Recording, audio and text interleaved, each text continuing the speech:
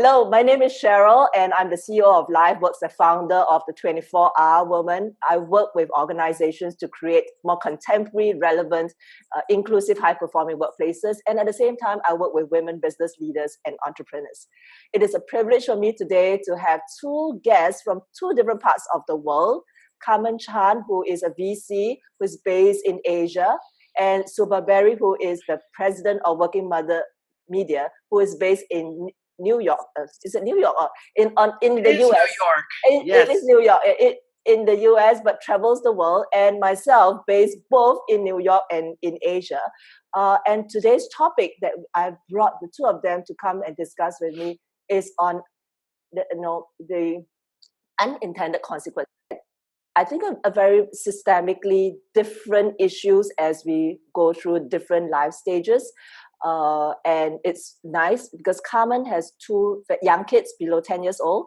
Subha's kids are well into their 20s, and my kids are between 12 to 21. So three different stages, I would say, and look at what are some of the unintended consequences that has happened, both based on decisions that organizations have made and decisions that we have made in our own lives. So let's kick off with Subha. You probably have seen the world, in across different, time zones and years.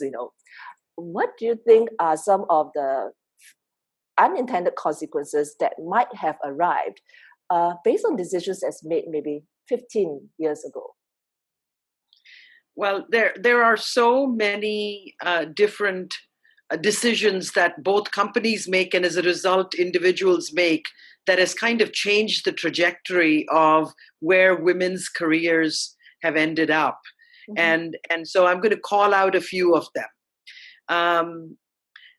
Organizations not addressing pay equity as an issue from the get-go. So a man and woman apply for a job, paying them the same amount because that's what the job commands is something the company should have done, but they didn't. And the basic differences there where men tend to always inflate what they ask for and women often tend to pull back and either tell them exactly what they used to make or give them a number that they think is quote unquote fair. And what ends up happening is, especially for women, and in the United States, what we call people of color, which is African Americans, Hispanics, Asians, etc., other minority populations, they have just opted out of corporate roles and decided, being an entrepreneur is probably the better decision for me. Not having flexible work environments is now causing not just women to opt out during the child-rearing years and step off the corporate ladder, but millennials are doing the same thing now. They're saying, we want more flexibility in terms of how the work is done. So companies not offering that all of a sudden are causing a change in behavior. Another one is women being offered global rotations. For example, this is on the part of women who, when they're offered global rotations and they're themselves thinking, okay, if they're married, they're thinking, my husband may or may not be able to follow me. What if I want to have children? Or what if I have children and what happens with them? So they think about all of the reasons for why that would be so difficult and they say no to it instead of leading with the yes. And that has unintended consequences because down the road, they're not in a position to have gotten the kinds of experiences that would take them to the CEO job. Right. So things that, again, decisions that were made by organizations on the organization context, and then individuals make the decision. Carmen, what's your story from your personal story, your personal angle? What were some of the decisions that you have made, whether the unintended consequences that you now see in your own life, positive or not as ideal? What are your thoughts around that? So maybe I could share some of my personal story. I was a founder before for a startup before I became an investor. So around 20 years ago, when I started my company, at that time, actually, I was about the same time when I just started to talk to investor, and then I find out I have Oh, that was 10, 11 years ago. So I find out I have baby at that time. So then I talked to my investor that I'm going to have a baby, and they are very nice to me. And basically they wait for me until I deliver the baby, and the investment come in for me to start the new company. Wow. So that was the beginning of the story. And what happened later is so at that time I started the project. The funding is not coming yet, but we start to work on the project. And my partner at that time, she was not very interested in having the company, enter into the China market and become a much bigger company with funding. So she didn't share his thought with me. She just kept silent all the time until I was about to give birth. And our investor also confirmed to bank in the money right after I give birth. And at that moment, my partner told me that she is leaving. Oh, wow. Oh, my God. And I think it's because it's 11 years ago. She didn't understand the impact of this decision. She thought, oh, now you have a valuation, you have funding, and now I quit and I can get my share. Right. And I can get the money and the shares. And so she didn't aware of her decision. And at that time, I also didn't know what to do because we don't know what is founder vesting plan. We didn't set this kind of preparation in the very beginning. So basically, the outcome is we discuss, and then I bring in another investor to acquire her shares so that she can have some money to cash out. Mm. And also we let her to leave a little bit of a share, a few percent, like around 5%, so that she can still have some ownership of the company to honor she has been helping for the past 1 year. Right. And so that's didn't finish yet, the whole story.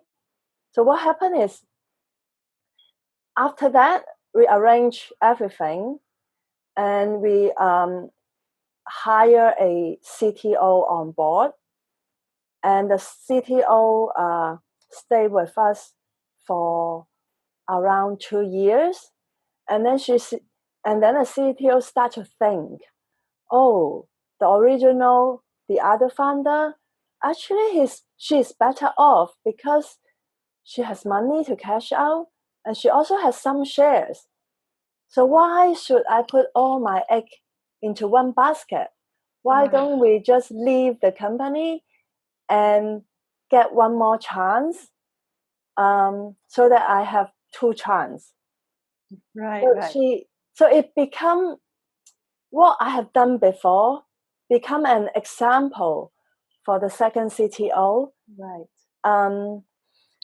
And so, but that CTO is very open. He discussed with me openly, telling me he cannot convince himself why he stay here and put all the egg in one basket. So the unintended consequence was when you made the provision for the first CTO, you set a precedence in the culture and the mechanism of how it works. Isn't that true, Subha, in a lot of the corporate arenas too? Do you see that? It's absolutely true. I'm going to give you another example of something that's happening right now.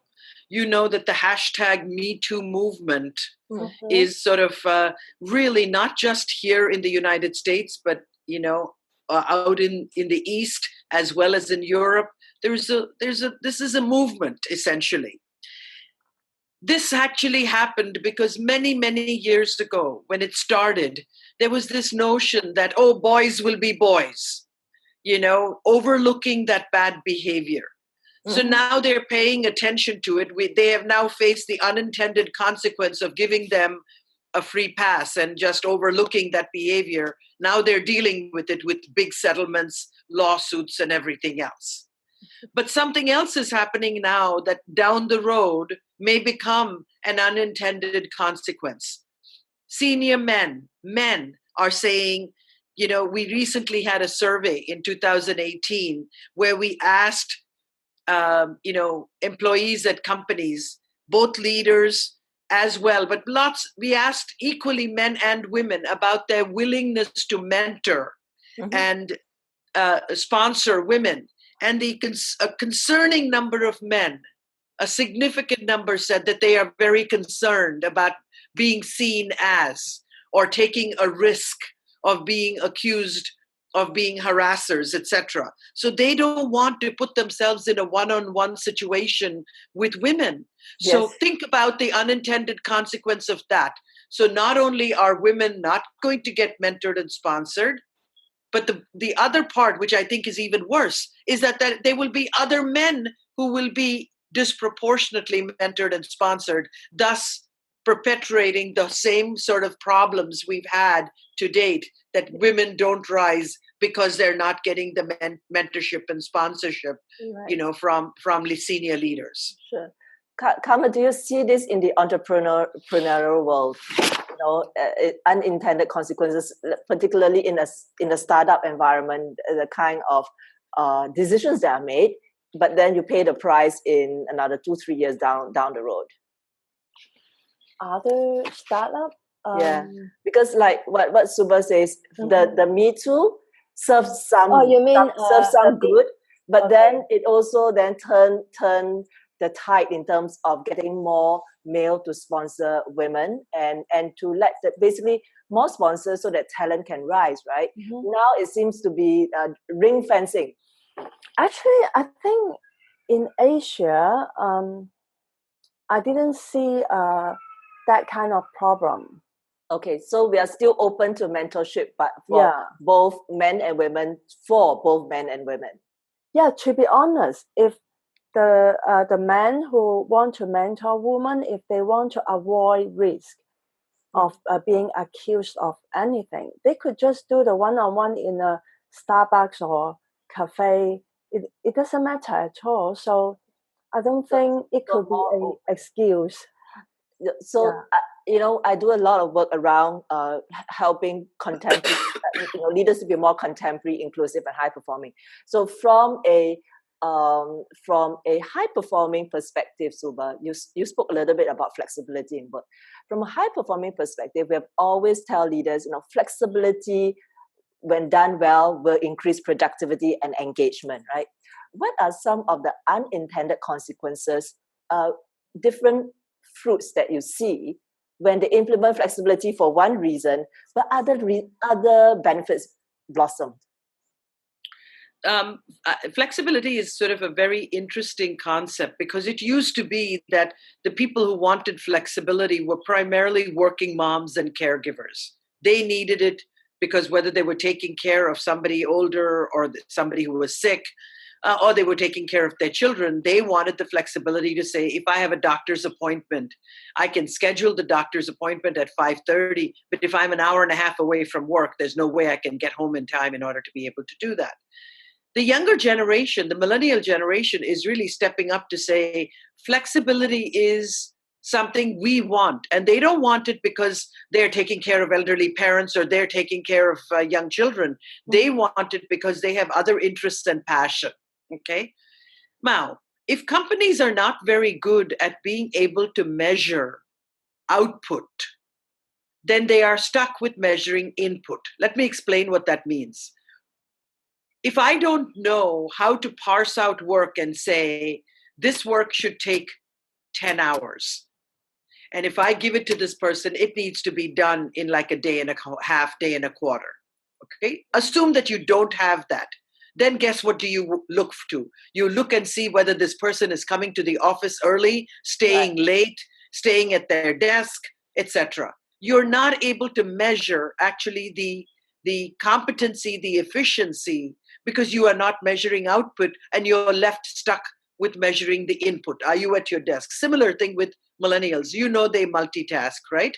They're listening to their music. They're on social media. They're doing the project that has been given to them at work. They do everything simultaneously. They're doing 5 or 6 things at any given time. And for a baby boomer like myself, I look at that and I say, how can you do that well? How can you have to build a PowerPoint deck for me. How can you do that well? The reality is that they are wired differently.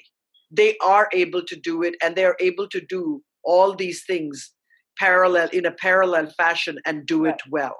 So I look at that and I think to myself that flexibility, in my opinion, is not just something that is a privilege. In my opinion, companies are beginning to recognize that if you offer flexible work, you can better manage your corporate space. How many desks do you have? How many offices do you need? Etc. Because depending upon how people work, there can be hot desking and sharing of space, etc., in a way that makes that much more efficient. Many, many companies, it started with 9/11. If you remember, during 9/11, many companies were displaced. Okay, Merrill Lynch was displaced, Morgan Stanley, all these companies had to go to new places to try to get business going. All right. So what they realized was you didn't need everybody sitting in the headquarters all on 1 or 2 floors in order to get work done. You could work remotely as long as you had technology and connectivity. And so that became an example for companies to say, boy, this can create so many efficiencies for us as it relates to space management. I can save so much by having if people work flexibly, I may need only half the space. And that is an enormous saving to the company's bottom line. Unintended consequence, but a very good one. Absolutely, absolutely. So if we were to take it a bit further down the road, right? People are getting used to this new way of working. Carmen and Subha, a question for both of you. What do you think is going to be the consequences 5 to 8 years down the road when the new generation of so-called workforce comes in? Is this going to be perpetuated? Are we going to see different consequences? Given that if they expect this to be a norm, then what might be some new things that might come up, whether it's ideal or not, as people get used to this work environment? Carmen, any comments? You have seen different places within Asia. With this blossom, what are some of the unintended consequences from a manager's perspective? So I think actually this is a big trend for remote worker. It may start with a smaller company like startup. Nowadays, most of the startups, they have not only the co-founder team may be in different cities, but also they start to hire remote team in different cities in a very early stage. For example, we see that some startup, they start to hire their remote tech team much earlier compared to many years ago. So they work remotely. And apart from that, there's also a big group of people, they choose to be a remote worker. And this group of people are growing faster and faster. And there's prediction in 2000, there could be 100 million remote workers around the world. So some of these workers, they like the lifestyle of being remote worker. And there's a big trend in Asia, in some cities like Bali of Indonesia, or even in some city in Thailand. So that there are some co-work space tailor-made for that kind of remote worker. So the co-work space is near the beach. So after the remote worker finish their job, they can go to the beach to windsurf. Right. That's lovely. Subha, what do you think from your crystal glass ball? I just want to say one more thing. Yes. So there's a term for that kind of remote worker now. We call it digital nomad. Right. Yeah. Because just with this or with their notebook, they can work anywhere, right? Yeah, exactly. And there's also some we call it co-living project coming out, tailor-make the living service for that kind of digital nomad, so that they can live wherever they like and in short term. So they don't need to be like, 1 year rental contract. They could be just 3 months. Right. Yeah. So, Subha, you have seen the corporate landscape. So from your gazing into your crystal ball, with this kind of context, what might be some of the unintended consequences that arise? How can leaders be prepared for that? So one of the things, and I'm going to use actually quite a specific example because there was a big amount of focus put on it. I think about 6 months ago, IBM, who is very, very, very supportive of flexible work, in fact, among the best that I've seen, said to their marketing department, we need you to come back in-house, especially with this next generation, the younger generation. Because these people had come into IBM and never worked with each other except via technology. Right. And IBM began to believe that actually sitting next to each other, engaging face to face, all of those were really important, especially for functions like marketing. Just doing it, through, a web access or remote access just did not give the same results. So I really believe that you will see companies moving to some combination of flexible work but they will need you to come in 1 week a month or a couple of days a week, something like that, where you have a nice combination of, yes, being able to work in your pajamas if you want to at home, or come in and actually interact with your colleagues. So I think that where this is going to go is the pendulum maybe has swung too far to one side. It'll come back a little bit towards the middle. Very nice. That is actually an example that I saw yesterday when I was in Seattle, and we were talking about the 21st century workplace, right?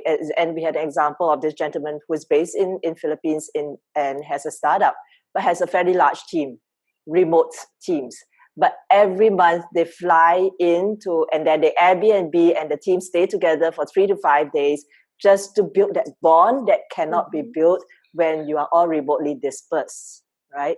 Yeah. So I suppose we have learned through what we have called managers managing remote teams, some of the unintended consequences where people they have the freedom, but they're also not as engaged together as a team as an intact team should be. Yeah, I think I totally agree on the face-to-face interaction because it builds trust among the team members, and trust is very important. If you just work totally remotely without any FaceTime, then the team won't trust each other that much. That may create some problem in the future. Right. Carmen, you're so right about talking about trust, because we believe that trust is the foundation of any successful relationship we have, whether it's in our personal lives or professional lives. But for a team, helping to build that trust across the team, it's very hard to do that while looking at each other in a video screen. Right. And there has been studies from the neuroscience perspective that there's some chemicals that happens in our brain when we look at each other in the eye physically rather than across the screen. So that's most interesting. We have a little bit of time left, and I've got a question here from Yvonne and from Shanghai, and she texts in to us to say, from what are the major trends you are seeing right now, Subha and Carmen, and what are some of the trends that we need to keep an eye on before it becomes out of hand and we cannot manage it properly as leaders? I think one more thing I could supplement apart from the team gathering face-to-face, there is one more thing that very important, and it's I think a culture among most startup companies is they try to have one-on-one meeting with individual team member. So this usually can be done when your company are still small. And I have also done that when I was running my own startup, when we have 30 team members. I still try to do one-on-one with every person on different level. If you have a bigger team like us, 30 member, maybe you just rotate so that at least you could have a chance to talk to somebody every 2 or 3 months. So it's like a quarter-based communication, and you could do it while lunchtime or breakfast or even dinner if you're always overtime. So this is a very good process to get to know your team member, what they are thinking on different level, and also to build the trust, because sometimes some of the team member, they got a lot of offer outside of their company. And especially the technology company, they always get offer. Whenever I onboard a new team member in my VC firm, they will start to get a lot of offer or contact from LinkedIn. So I have heard some of my teammates that once they onboard Click Ventures, they add our company name in their LinkedIn, they got more than 400 views immediately. And so when you have so many offers outside, so many choices outside, the trust on the company and the trust on the team become very crucial. That's why one-on-one is one of the practice, which is pretty useful. So an unintended consequence is when you accept an offer from Kick Ventures, your popularity goes up. Yeah, I didn't aware of that actually. Initially, I didn't aware of that. But yeah, one time during our meeting, they told me. Right.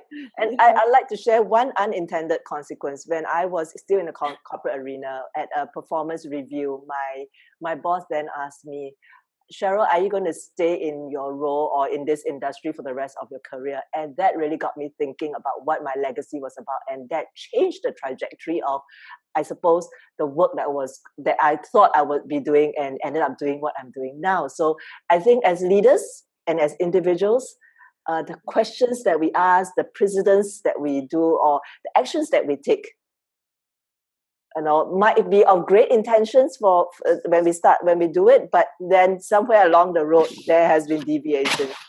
So but coming back to Yvonne's question, are there any big trends that you're seeing that we should be careful of as leaders, and how might we navigate them? I suppose flexibility, remote was one of those big ideas that we thought, it was of good intention, and somehow it has swung a little bit, might be too far, and now we're finding our way back. What might be one or two that potentially could be the same that's happening right now? So over the last 8-10 years, many companies have put in place diversity and inclusion programs. They have committed to it. They have put in policies to support it. But one of the things that they didn't do along with it was to hold managers and leaders accountable for results. So what have you had? You've had companies talk about amazing programs and policies they've put in place, but you have not seen the result.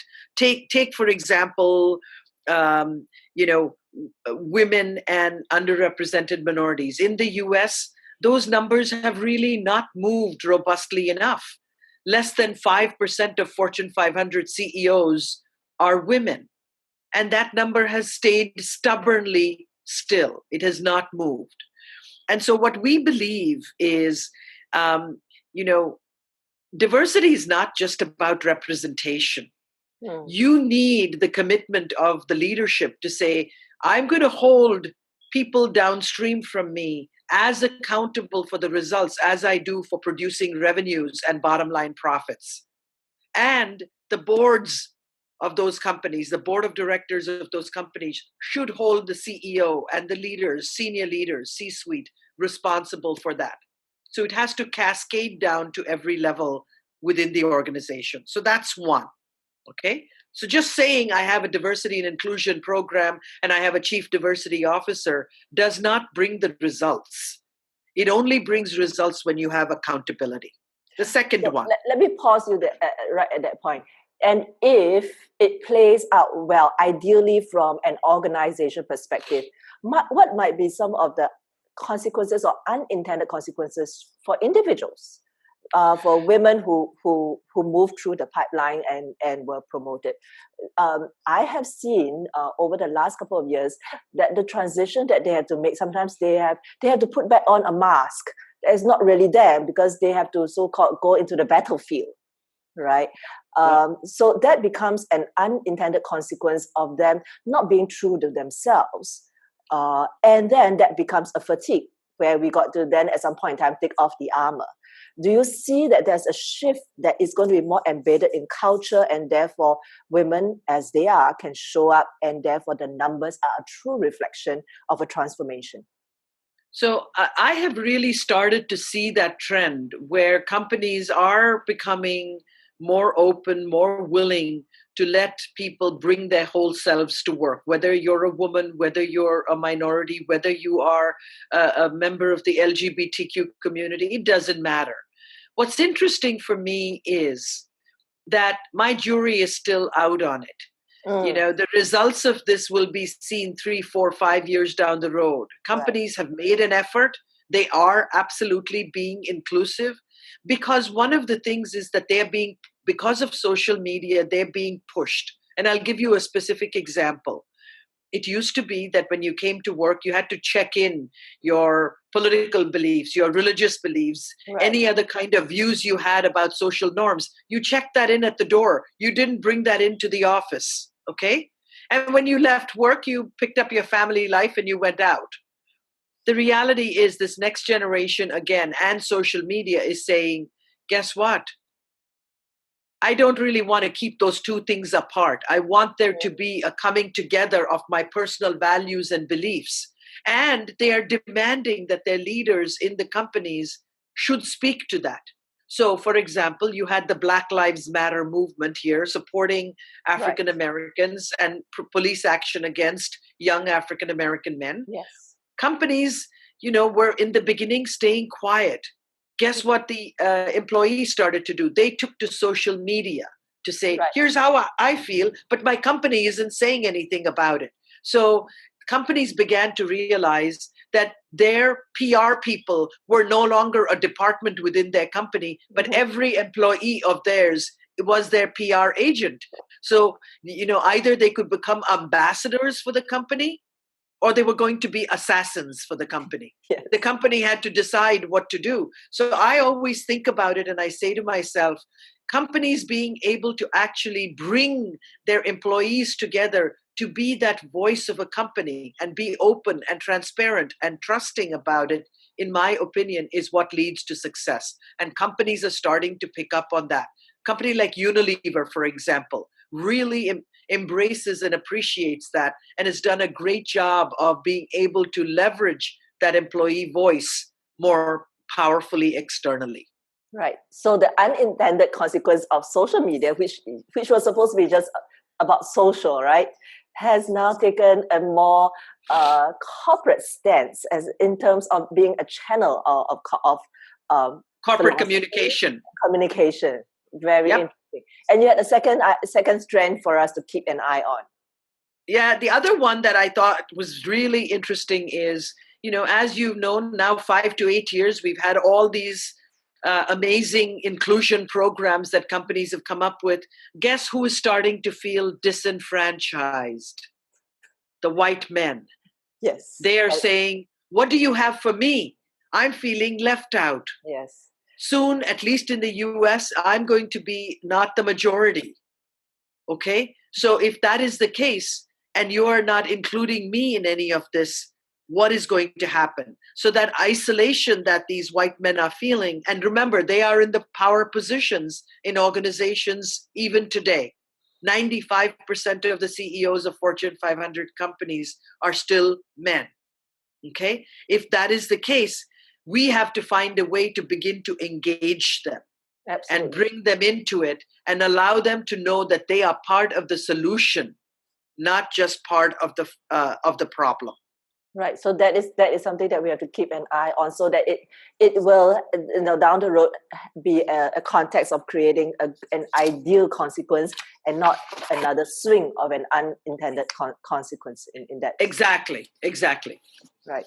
Carmen, what about you? From the robust, growing, actually, entrepreneurial world, is that something that we should keep an eye on, so that we continue to have this robustness and growth in entrepreneurship? Particularly for women, I think. Yeah, I think for women entrepreneur in particular, so there's a lot of challenge, not only just for entrepreneur, but also for VC. It still exists. Even for myself, sometimes when I go out, I need to pay an effort to really try to express my opinion or try to do something. But one thing I find that which is very helpful is, for our industry, although women seems to have a disadvantage at the moment because of the attention that they get may be less in the very beginning. But if you could, do something to change the beginning situation, so it can become opposite. It means in the beginning you are supposed to get less attention, but if you learn the skills, you could actually make it the opposite, that you get even more attention. So these are some skills that woman entrepreneur can learn actually. So no matter when you are, for example, like when you are pitching to VC or when you are talking to potential client, you could use this kind of skills. Right. So that's preparing. That's already that's a context that we are seeing now, and how you can prepare for that, so that maybe I give you a concrete example. So there's a research at the moment around the woman pitching to VC and the man pitching to VC, and the question they get from the VC are different, right? Yes. So for the question for women usually is a defensive kind of questions, how you defend your business model, how you face the competitor. And while for the man, usually the question is more promotional kind of question, like how you could capture the market, what is your strategy.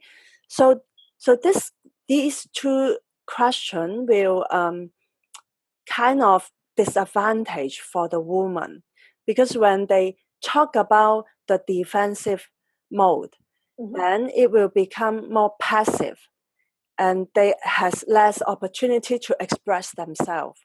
Right. So in situation like that, if the woman could answer the question quickly and then change the question into a more promotional kind of answer, and then the woman actually can catch even more attention compared to a man, because it's a big difference, right? So we need to take this kind of advantage. We understand that in the beginning we got less attention, but we learn these skills and then we catch more attention in the end. Right. So you went in already with the strategy to be able to get the consequences to be positive to your advantage. I'd like to take the conversation a little bit closer to home now, and perhaps with women that you have worked with in the past, and what were some of their decisions that have unintentionally caused consequences that benefited themselves and their family, or pulled them away, and they didn't. And when they made the decision, it was for good, obviously, but they didn't really realize that. What might be one or two things as women ourselves navigating in the corporate arena and in the entrepreneur world that we should watch, because it's decisions that's not from the environment, but made by ourselves as individuals. So that's a great question, Cheryl. I'm going to share a couple of things about my career journey.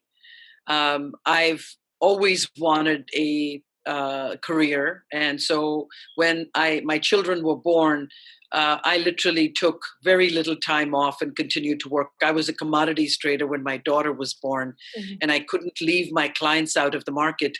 And in those days, they didn't have maternity leave. You had to take short-term disability to go have a baby. Oh my and God.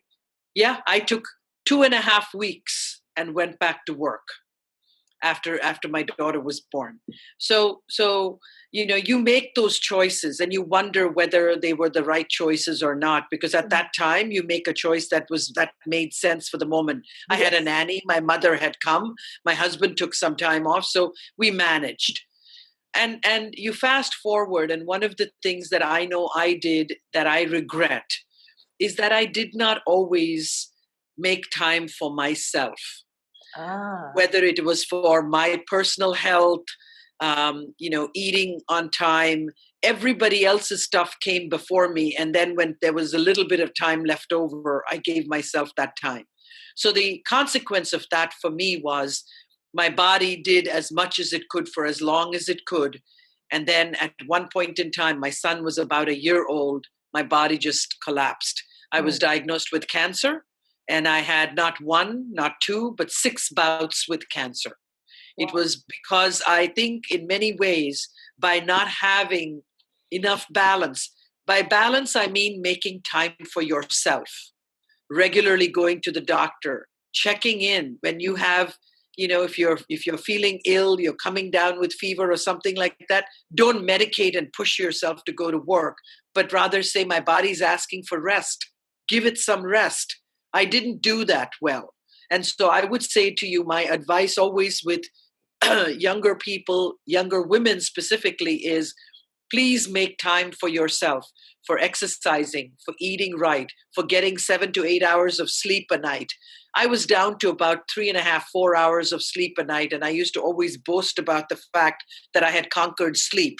I didn't conquer sleep. I was just beating my body up and not letting it recover. And guess what? When it couldn't handle it anymore, it just crashed and collapsed. So I would say to you that nurturing self-care, making time for yourself is something that I would really encourage people to do along the way. The other piece I will say to you is they all wonder, oh my God, I wasn't there for every game. I wasn't there for everything in my child's life. Guess what? They do just fine.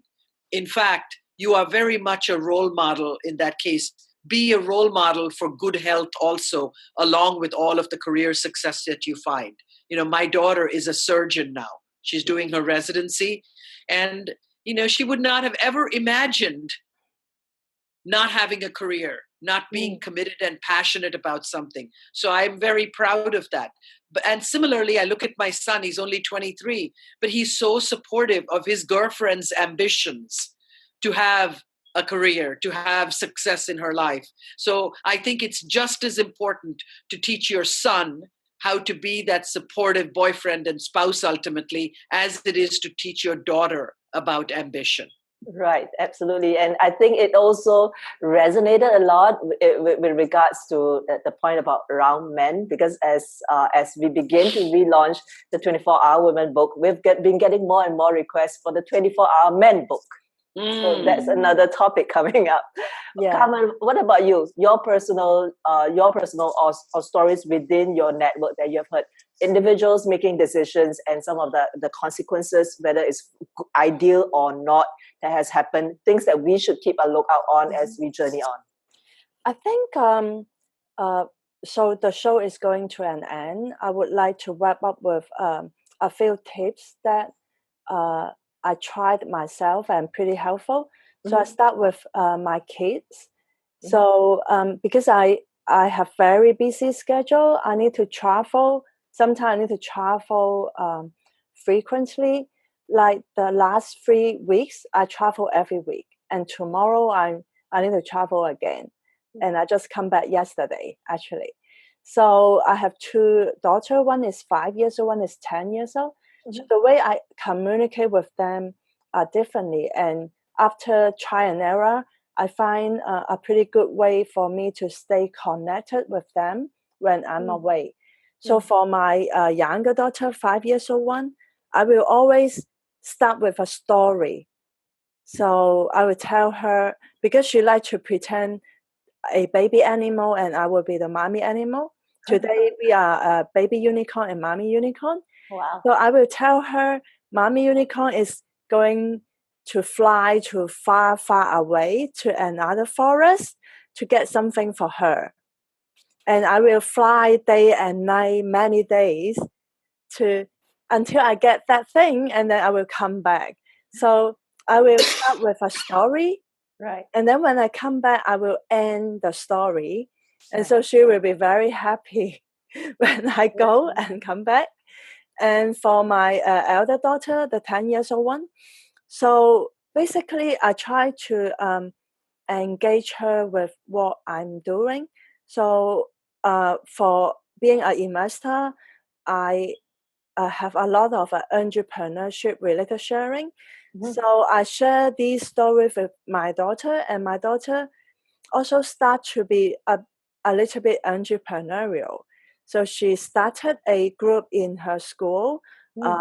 She calls Zero Carbon Project.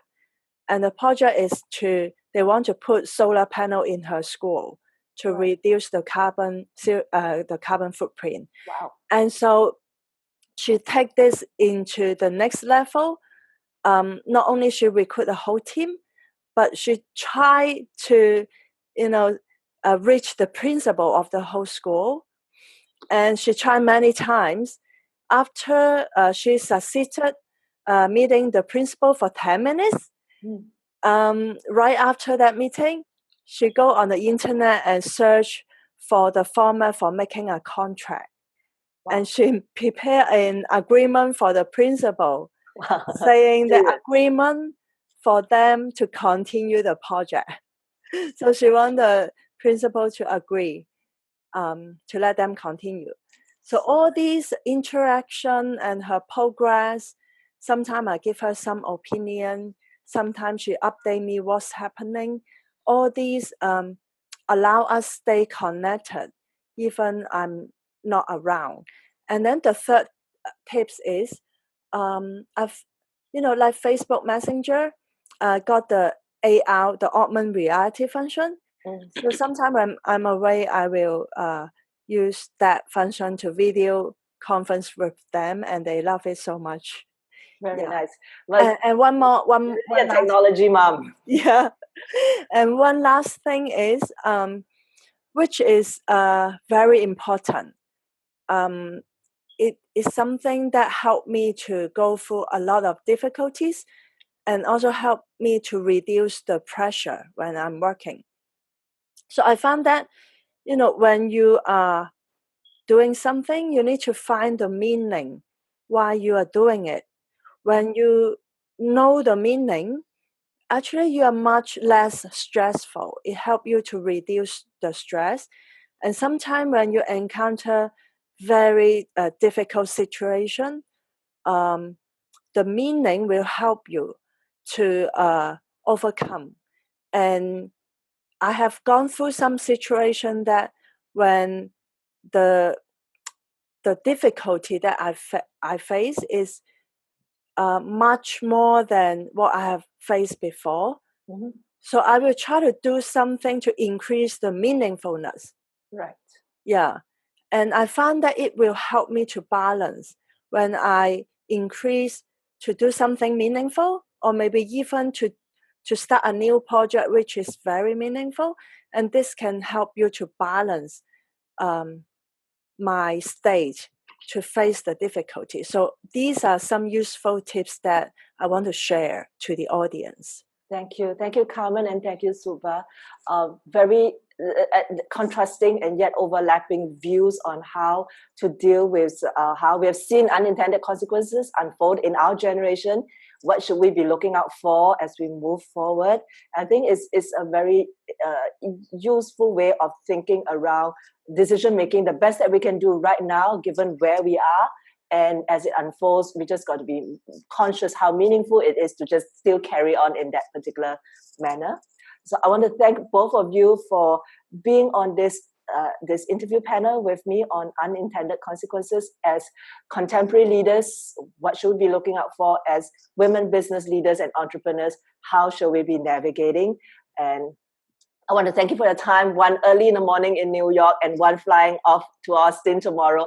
I'm so grateful to have you both say yes. And I look forward to the next session where we will have another conversation that is going to be impactful, is going to be inspiring, and is going to be empowering for business leaders and women entrepreneurs and leaders. Thank you very much, Subha, and thank you, Carmen. Thank you. Thank you. Thank you. Thank you very much. There you have it, this particular episode. I trust you have gained much from it. If you like this episode, well, subscribe so that you do not miss any new episodes that we have upcoming that is meant for the contemporary leader who is operating in a volatile, uncertain, complex, and ambiguous time where you need to be relevant, inclusive, and high-performing. If this has been useful for you, make sure you subscribe so that the next time we have an episode up, you are being notified. Follow me on LinkedIn as I share there things that I do not share on webcast or on any of the training that's available on this platform. Well, finally, come on over to liveworks.asia or the 24hourwoman.com where you will get to subscribe to my weekly newsletter. Again, things that I can share a little bit deeper that I can't in this particular platform. I look forward to seeing you again. My name is Cheryl, and I look forward to hosting you on another training, video, or a webcast. But most importantly, I want to wish you a life that's most excellent.